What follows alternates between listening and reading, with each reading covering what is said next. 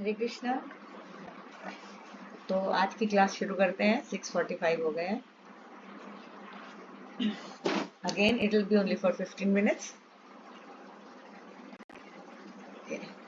ओम ज्ञानतिमिरन्दस्य ज्ञानञ्जनशलाकया चक्षुरुन्मिलितं येन तस्मै श्रीगुरुवे नमः। नमो विष्णुपदाय राधिकाप्रियात्मने श्रीश्रीमद्भक्तिवेदान्त नामिने। नमो विष्णुपदाय केशवाय प्रियात्मने श्रीश्रीमद्भक्ति प्रज्ञान केशविद्याविनय वंशकल्पतरुभ्यश्च कृपासिन्धुभ्यश्च पतितानां पावनेभ्यो वैष्णवेभ्यो नमो नमः। तो आज कल से हम लोग ऑफिशियली भगवत गीता ग्रंथ से पढ़ना शुरू कर देंगे। आज हम लोग इंट्रो कंप्लीट करते हैं, कल का थोड़ा सा रिवीजन कर लेते हैं। तो जैसे कि हमने कल जाना था कि जो भी हम लोग एक्टिविटीज कर रहे हैं उसके सिर्फ दो एम है, एक सुख आए और दुख जाए।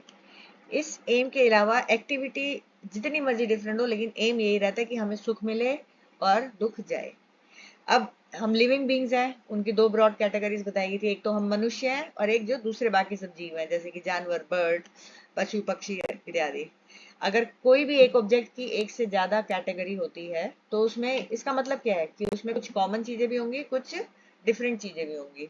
जो उसको कॉमन भी रखता है लेकिन तो एक दूसरे से थोड़ा सा अलग भी कर देता है। जैसे कि आम की कितनी सारी वैरायटीज है, तो ऑब्जेक्ट एक आम है लेकिन उसकी कैटेगरी बहुत सारी अलग अलग है। तो कुछ कॉमन चीज है, कुछ अलग चीज है। मोबाइल फोन हमने एग्जाम्पल समझा था। अब जो जीव है, जैसे जो लिविंग बींग्स है, मनुष्य और बाकी सब, उनमें कैटेगरी एक ही है लिविंग बींग्स की, तो उनमें कुछ कॉमन चीजें होंगी, कुछ अलग चीजें होंगी। तो कॉमन क्या है?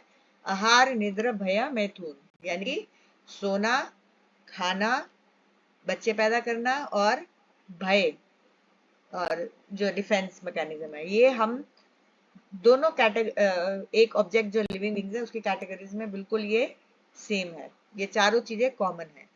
और अलग क्या है? अलग है, हम लोगों को उनसे अलग क्या करता है? धर्म। धर्म सिर्फ मनुष्य जीवन में हो सकता है, जानवर के जीवन में नहीं हो सकता। तो धर्म मतलब हम अपने जो प्रेजेंट स्टेट है, चाहे मटेरियली हो कि मैं अभी 10,000 कमाता हूं तो मैं 20,000 कैसे कमाऊं। कुत्ते को जितना खाना दीजिएगा वो भूखे मारे इधर उधर भागेगा, लेकिन वो नहीं सोचेगा कि मेरी 2 रोटी हो गई, मैं 5 रोटी कैसे करूं। तो उसी तरह से जो हम लोगों को मनुष्यों को जानवरों से अलग करता है वो धर्म अलग करता है। और हमारे पास कॉन्शियस चॉइस करने की एबिलिटी होती है। सॉरी, हाँ, एबिलिटी होती है। मतलब हम लोग फैसला कर सकते हैं कि हमें इस घर में जाना है कि उस घर में जाना है। जो जानवर और बाकी सब है वो इंस्टिंक्ट पे चलते हैं, और हमारी मॉरल रिस्पॉन्सिबिलिटी होती है जो कि उनमें नहीं होती है। जैसे जानवरों में भाई बहन माँ बाप का कोई भेद नहीं होता। सॉरी, म्यूट कर लेंगे सब लोग। हाँ, और नेक्स्ट है, हम लोग एनिमल्स के अनलाइक एनिमल्स हम लोग अपनी इंटेलिजेंस यूज कर सकते हैं रियल प्रॉब्लम्स पता लगाने की, उनका हल क्या है, परमानेंट सोल्यूशन क्या है, और हमारी लाइफ का पर्पस क्या है। मैं मरने से पहले कहाँ था, मैं यहाँ पर क्यों आया हूँ, मैं कौन हूँ, और मरने के बाद मैं कहाँ जाऊंगा। ये सारे आंसर आप जब भगवद गीता पढ़ेंगे तो आपको बहुत साइंटिफिकली एक एक चीज समझ में आती जाएगी। अब अगर हमने अपनी इंटेलिजेंस को भी सिर्फ हमारी जो 4 बेसिक कॉमन चीजें हैं जानवर और हमें, उसी को मोर सोफेस्टिकेटेड, मोर पॉलिश करने में लगा दिया। जैसे कि कुत्ता एक सड़क पे सो रहा है, गाय माता गौशाला में सो रही है, हम लोग डबल बेड में सो रहे हैं, और हम सोचे अब मैं इस डबल बेड को और महंगा कैसे लूं, और कार्विंग वाला कैसे ले लूं, और अपने घर को सुंदर कैसे सजा लूं। तो ये क्या हो जाएगा, वो बेसिक 4 चीजों को ही हम मोर पॉलिश कर रहे हैं। तो हम लोगों में वो चीज, क्योंकि हम लोग मोर पॉलिश वे में कर रहे हैं, तो हमें जानवरों से अलग नहीं करेगी। हमें जानवरों से क्या अलग करेगी? जब हम रियल अपनी स्पिरिचुअल इंक्वायरी करेंगे, इवन अपनी करंट पोजीशन से बेटर होने की कोशिश करेंगे, और हमारा पर्पस क्या है वो जानने की कोशिश करेंगे। अगर ऐसे नहीं करते तो हम लोग वेल ड्रेस्ड 2 लेगेड एनिमल्स ही हैं, हम लोग जानवर ही हैं, बस वेल ड्रेस्ड है। अब हम लोगों का तो ये हाल है कि अगर हमारा इंटेलिजेंस का मिस यूज हो जाए तो हम लोग जो पोजीशन में है उससे भी, जानवरों से भी नीचे गिर जाते हैं। जानवर अपना एक स्टैंडर्ड है। शेर अगर वो हिरन वगैरह मार के खा रहा है तो वो उसमें है, वो उससे नीचे नहीं जाएगा, जो उसका लेवल है। गाय अगर घास खा रही है तो वो कभी मांस खाना नहीं शुरू करेगी। उनका अपना एक नेचर है, उससे वो नीचे ऊपर भी नहीं उठते तो नीचे भी नहीं गिरते। पर मनुष्य अगर अपने इंटेलिजेंस का मिस यूज करे तो वो अपने लेवल से बहुत नीचे गिर जाता है। जैसे कि हम देखते हैं कैसे युद्ध हो रहे हैं। कभी जानवरों में युद्ध होते देखे हैं? युद्ध मतलब एक पूरी कंट्री ने दूसरी कंट्री पे इन्वेड कर दिया, एक जंगल के जानवर मिलकर दूसरे जंगल के जानवर, वो जहां है वहां ठीक है। अगर कोई कुत्ता आ जाएगा तो बस भौंक भौंक के भगा देंगे अपनी टेरिटरी से बात। क्रूएल्टी हम में इतनी हो जाती है, ग्रीड, लालच के चक्कर में क्या क्या रिश्वतखोरी, क्या क्या नहीं करते, क्या क्या पाप नहीं करते, धोखा नहीं देते, वायलेंस नहीं करते, और फिर हमारा लाइफ जो होता है जानवरों से बहुत ज्यादा मिजरेबल भी हो जाता है हमारी अगर इंटेलिजेंस का मिस यूज हो। जैसे कि कोई भी जानवर जहां मर्जी मिलेगा सो जाएगा। हम लोगों को कितनी बारी बीपी की दवाई खानी पड़ती है, डायबिटीज की दवाई खानी पड़ती है, दुनिया भर के टेंशन है, और क्या कहते हैं, सुसाइड कर लेते हैं। कभी जानवर को ड्रग एडिक्शन में नहीं पड़ेगा, सुसाइड नहीं करेगा, सोने के लिए उसको सोने की दवाइयां नहीं चाहिए होंगी। लेकिन ये सब मनुष्य को अगर इंटेलिजेंस का मिस यूज हो गया तो ये करना पड़ सकता है, और करते भी हैं, हम लोग जानते ही हैं।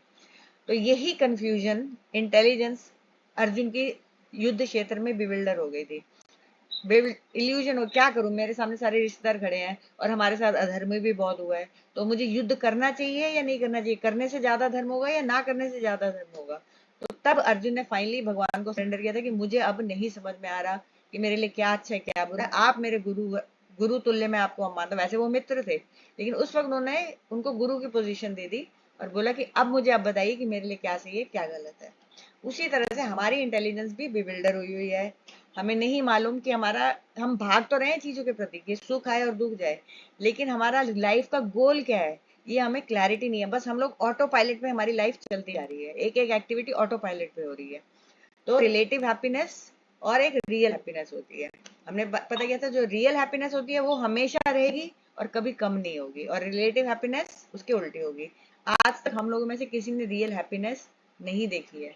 आज तक आप मुझे बताइए कोई हैप्पीनेस आपने ऐसी देखी है जो जैसे पहले थी एग्जैक्टली वैसी आज है, और खत्म तो हुई नहीं, कम भी नहीं हुई। ऐसी कोई हैप्पीनेस हमने अभी तक नहीं देखी। हमने सारी हैप्पीनेस क्या देखी है, रिलेटिव हैप्पीनेस, जो कि टेम्परेरी होती है या शॉर्ट लिव्ड होती है, या तो बिल्कुल ही खत्म हो जाती है या धीरे धीरे धीरे कम होती जाती है। हम अपनी लाइफ में देते ही रहते हैं, आज खाया, अब थोड़ी देर बाद कुछ और खाना है, फिर थोड़ी देर बाद कुछ और खाना है, बहुत अच्छा खा लिया, बड़ी खुशी हो गई। लेकिन एक एग्जाम्पल दिया जाता है कि आपको जैसे किसी आदमी को रसगुल्ले बहुत पसंद है, आप इमेजिन कर लीजिए अपने आपके सामने जो आपकी फेवरेट डिश है वो पड़ी हुई है।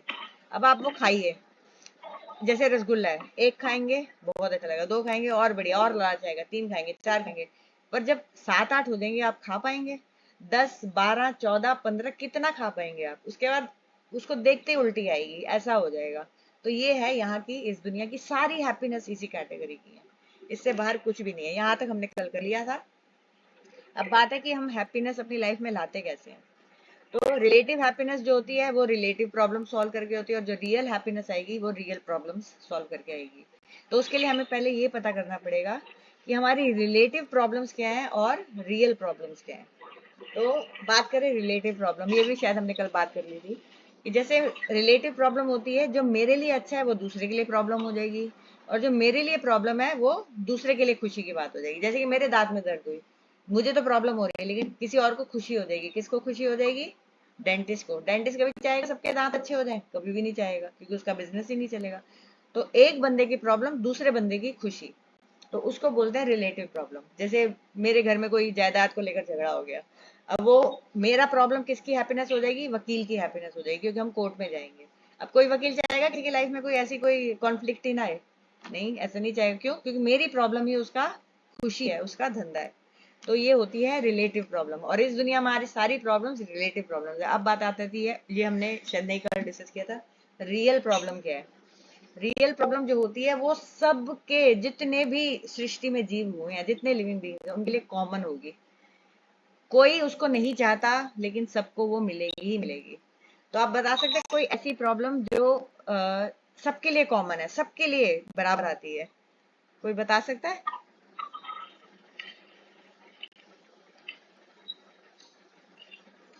जैसे कि बीमारी आई, सबको बीमारी आती है कोई ऐसा है जो बीमारी से कभी भी बचा हो? तो उसके लिए, लेकिन ये कोर्ट केस है, ये जरूरी नहीं कि किसी की लाइफ में आएगा किसी की लाइफ में नहीं आएगा। दांत दर्द किसी को आएगी किसी को नहीं आएगी, तो ये रिलेटिव प्रॉब्लम है। रियल प्रॉब्लम सबको आएंगी, तो उसके लिए हम जानते हैं रियल प्रॉब्लम्स क्या होती हैं। रियल प्रॉब्लम भगवत गीता में बताया गया 13 चैप्टर में, जन्म मृत्यु जरा व्याधि। ये जो चार प्रॉब्लम है ये हर लिविंग एंटिटी के लिए कॉमन है। अगर वो जन्म, जन्म मतलब, जन्म का मतलब होता है बर्थ। आपको पता है हम लोग सोचते हैं बर्थ बहुत माँ बाप के लिए बहुत इंजॉय, मतलब बहुत खुशी होती है बच्चे जब पैदा होते हैं, लेकिन जब बच्चा गर्भ में होता है शास्त्रों में बताया हुआ कि वो कितनी पीड़ा में होता है। आप बताइए कि जब हम मिर्ची बहुत खा लेते हैं तो सुबह हम लोगों को प्रॉब्लम होती है कि नहीं होती है? पॉटी जाते हैं हमें कितनी प्रॉब्लम होती है, राइट? तो जब मदर मिर्ची खाती है, वही ब्लड ही तो है, वो बच्चे को वही ब्लड से उसका नूरिशमेंट हो रहा है, उसको कितनी जलन होती होगी, लेकिन वो बता नहीं सकता। मैं तो जब बहुत मिर्ची खा लेती हूँ गलती से तो मेरे पेट में भी दर्द हो जाती है, उसको भी हो रही होगी, लेकिन वो कितना सफर कर रहा है। माँ बाप मदर अगर कंट्रोल नहीं कर पा रही तो उसकी चॉइसेस बच्चे को, अगर मदर उदास होती है तो उसको हॉर्मोन्स बनते हैं ना गड़बड़ वाले, ये आपके ब्लड से नापा जा सकता है कि आप उदास है कि खुश है, वैल्यूज वो चेंज हो जाती है, एसिडिक हो जाता है, वही हॉर्मोन्स बच्चे के बॉडी में नहीं जाएंगे जो बेबी आपके पेट में, तो बिना कारण के वो भी उदास हो रहा है, आप रो रहे हैं तो वो भी रो रहा है। आप म्यूट कर लेंगे अंजलि जी?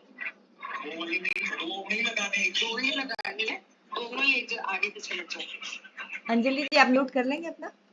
हाँ जी सॉरी। हाँ जी। हाँ, तो जन्म जन्म बहुत दुखदाई है। बच्चा, सिर्फ मदर को दुख नहीं होता जब वो पैदा हो रही हो, बच्चा पैदा हो रहा होता है, पेन नहीं होता, बच्चा भी बहुत पेन में होता है।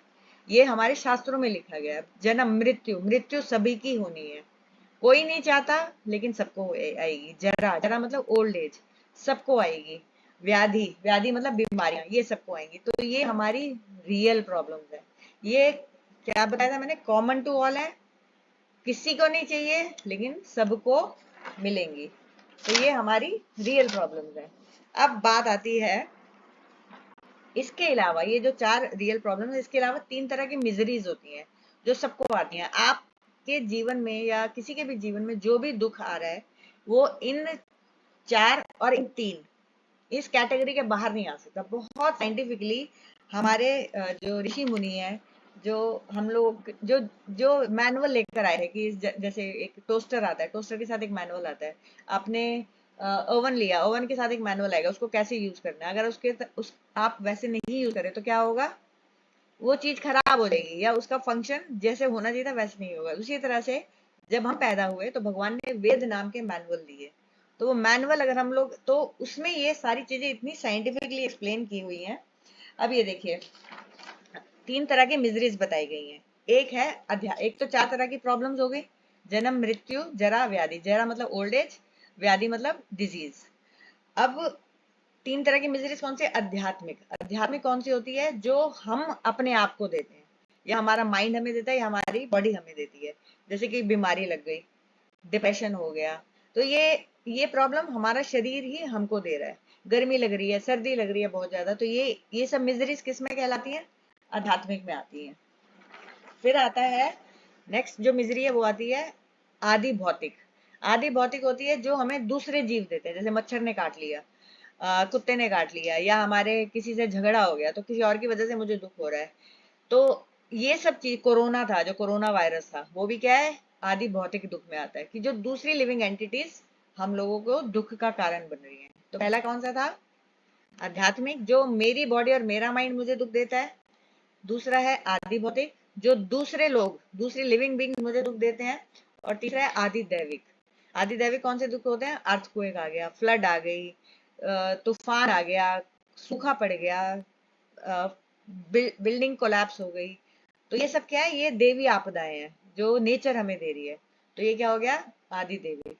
तो 4 तरह के दुख से कोई नहीं बच सकता, जन्म, मृत्यु, जरा, व्याधि, और 3 तरह की मिजरी से कोई नहीं बच सकता, आध्यात्मिक, आदि भौतिक, आदि देवी। अब उसके बाद हम लोग क्या कर रहे हैं कि हमारी जो प्रॉब्लम्स है ना, उनमें हम, जैसे कि मुझे कोई शरीर में दाना हो गया, अब उसमें मैंने क्रीम लगा ली, अब वो थोड़ी देर के लिए तो ठीक हो गई, लेकिन क्या वो उसका परमानेंट सोल्यूशन है? वो उसका परमानेंट सोल्यूशन है, क्योंकि वो प्रॉब्लम फिर वापस आएगी, क्योंकि मैंने उसका रूट कॉज ही, प्रॉब्लम को सॉल्यूशन नहीं दी। तो उस जैसे कि खांसी लगी, इन्फेक्शन हुआ, तो मैंने सिर्फ कफ सिरप पी लिया, लेकिन कफ किस वजह से हो रही है? हो सकता है मेरे अंदर कोई इन्फेक्शन हुआ हो, मेरे सकता है मेरे को प्रॉब्लम हुई, तो मुझे प्रॉपर मेडिसिन खानी चाहिए थी, जो कि मैंने नहीं खाई, सिर्फ सुपरफिशियल इलाज कर लिया। तो वो हम लोग अपनी लाइफ के साथ वही एग्जैक्टली कर रहे हैं। जैसे पेन किलर खा लिया, सिर दर्द हो रहा है, पेन किलर खा लिया, लेकिन वो पेन हुई क्यों? पेन को तो दबा लिया, लेकिन पेन हुई क्यों? तो जो हमारी जो अभी सॉल्यूशन हम ढूंढ रहे हैं ना, कि ये सब ये क्या सुपरफिशियल, ये हमारी रियल प्रॉब्लम्स को कभी सॉल्व नहीं करेंगे और प्रॉब्लम बार बार बार बार रीसरफेस करती रहेंगी। अब पेन किलर से क्या होगा, हमने दबा तो लिया, फायदा तो होगा कि इंस्टेंट रिलीफ मिल जाएगा और बहुत इजीली अवेलेबल है। जैसे कि मेरा मूड खराब है, चलो मैं थोड़ी पिक्चर देख लेता हूँ या मैं कोई मजाक का वीडियो देख लेता हूँ, तो सुपरफिशियली तो इंस्टेंट रिलीफ मिल गया थोड़ी देर के लिए। लेकिन अगर मुझे डिप्रेशन बहुत डीप गया हुआ है, जो मेरा रूट कॉज हुआ हुआ है कि किसी के जाने की वजह से या कि फैमिली में किसी की डेथ की वजह से या लड़ाई झगड़े की वजह से, उसको मैंने एड्रेस करके कि उस इमोशन को मैं कैसे हील करूं, मैं उसके ऊपर मजाक की कॉमेडी पिक्चर देखकर उसको सुपरफिशियल इलाज कर रहा हूँ। हो जाएगा, एडवांटेजेस है, लेकिन उसकी डिसएडवांटेज भी है। क्या है, साइड इफेक्ट्स होते हैं पेन किलर्स के, परमानेंट क्योर नहीं है और फाइनली वो डिजीज को ज्यादा वर्स कर सकता है। उसी तरह से ये देखिए, मैं 7 बज गए हैं, 1 मिनट और लेती हूँ। सिर्फ एक सनातन धर्म है जो री इनकारनेशन को मानता है, और जितने भी अब्राहमिक रिलीजन है, इस्लाम, क्रिश्चियनिटी, ये लोग री इनकारनेशन को नहीं मानते। और जो पुनर्जन्म है ये साइंटिफिकली भी प्रूव हो चुका है, कितने डॉक्टर्स ने पूरा स्टडी की है। तो हमारा जो साइड इफेक्ट होगा ना ये सुपरफिशियल प्रॉब्लम का, ये होगा कि हमें बार बार जन्म मृत्यु के चक्र में फंसा रहना पड़ेगा। एनीवे, बाकी हम लोग कल कंटिन्यू करेंगे, कल से ऑफिशियली भगवता शुरू कर लेंगे। अब 7 बज गए हैं, सब लोगों को आपको काम होगा। तो ये रिकॉर्डिंग मैंने करने की कोशिश की, आई होप मैं शेयर कर दूंगी जिन लोगों ने अटेंड नहीं किया, अगर वो देखना चाहेंगे तो फिर कल मिलते हैं। Thank you very much for joining. Hare Krishna. वाञ्छाकल्पतरुभ्यश्च कृपा सिन्धुभ्येव च पतितानां पावनेभ्यो वैष्णवेभ्यो नमो नमः। और आप लोगों को कोई भी क्वेश्चन हो तो आप मुझे पर्सनल मैसेज भेज सकते हैं। कल की रिकॉर्डिंग भी अवेलेबल होगी क्या? कल की मैंने अनफॉर्चुनेटली रिकॉर्डिंग नहीं की थी, लेकिन ये मैंने आज कल का सारा रिवाइज कर दिया आज, तो मैं इसकी रिकॉर्डिंग शेयर कर लूंगी। हाँ जी, thank you. Thank you. Thank you, Hare Krishna.